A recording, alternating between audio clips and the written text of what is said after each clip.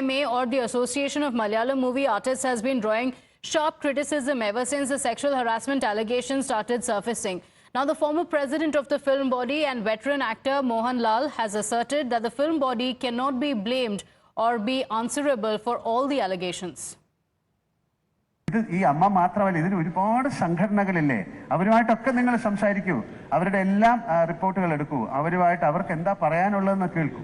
നാളെ അമ്മ എന്ന് പറയുന്ന സംഘടന ഇതിനെല്ലാം പ്രതികരിക്കണം എന്ന് പറഞ്ഞാൽ നമുക്കിത് അറിയാം. ഇതൊരു വലിയൊരു ഇൻഡസ്ട്രി അല്ലേ, ഇത് എന്താ നടന്നിരിക്കുന്നതെന്ന് അറിയില്ലല്ലോ. ഒരു മിനിറ്റ് ഞാനൊന്ന് പറഞ്ഞോട്ടെ. അപ്പോൾ ഇപ്പൊ കൺസേൺഡ് 21 യൂണിയനുകളുണ്ട്. അതിൽ എന്തെങ്കിലും പ്രോബ്ലം ഉണ്ടെങ്കിൽ അവരെല്ലാം അറിയിക്കണ്ടേ. ഇപ്പൊ അതിലില്ലാത്ത ഒരു അമ്മയെ വന്ന് അറിയിച്ചിട്ട് ഞങ്ങളൊരു അഭിപ്രായം പറഞ്ഞില്ലെന്ന് പറഞ്ഞാൽ എന്താ പ്രസക്തിയാണുള്ളത്? Now, in the political radar of the opposition, ever since the Hema Committee report came out, the Kerala Chief Minister Pinarayi Vijayan has also spoken up on it, and he termed women's safety as his government's utmost priority, saying that the government is committed to cleansing the industry and providing shelter and as well as safer working environment for the women in the state. സ്ത്രീകൾക്ക് നിർഭയമായി കടന്നുവന്ന് തങ്ങളുടെ കഴിവുകൾ തെളിയിക്കാനുള്ള എല്ലാ സ്വതന്ത്രാവസരങ്ങളും ചലച്ചിത്ര രംഗത്തുണ്ടാവണം.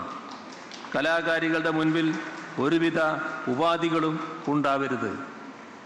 കലേതരമായ ഒരു വ്യവസ്ഥയും ഉണ്ടാവരുത്.